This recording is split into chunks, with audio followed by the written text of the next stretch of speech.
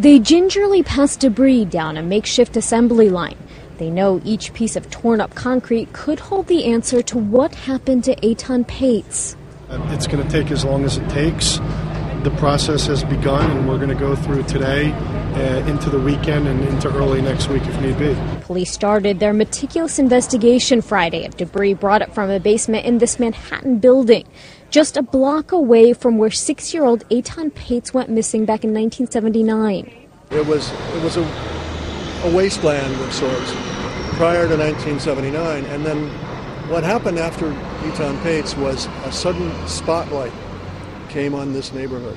Jim Stratton, Cass Collins, and Yuki Ota all lived in the neighborhood when little Eitan went missing.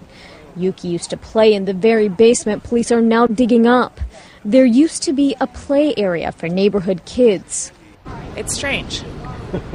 It's strange. I mean, because I can picture the space as I remember it as a child. I'm sure it doesn't look like that anymore, and I have pictures of myself down there. Cass Collins was much older at the time. The disappearance had a profound impact on her as a parent. Years later, she would sit down and tell her own son why she never let him walk to the school bus alone. And I said to him, if you got a sense from us that the world is a scary place, it came from Eitan Paetz. That's where it came from. Now, 33 years later, the trail brought police back to this spot. Along the route the little boy walked on his way to the school bus when he vanished. At the time he went missing, the building's basement was used as a workshop by a handyman named Othniel Miller. Police say discussions with Miller, along with traces picked out by cadaver dogs, led them back to this location.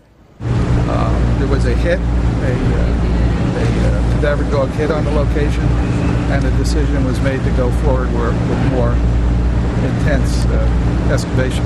But how strong can a scent be after being buried for 3 decades? Forensic experts say a trained dog's nose is extremely sensitive to decomposing chemicals. The problem is they may not always be human. We don't really know whether the dogs are alerting in a reliable way, because clearly, in addition to human decomposition, animal decomposition may cause an alert as well, and there may be other factors. So it is questionable as to whether there really is a body in the location that they are digging. For the Paetz family, it's all a bit overwhelming. They're withholding comment while police dig for clues for their son just down the street. I don't think they have any expectations that even if they get the final answer to what happened, that it's going to make everything okay.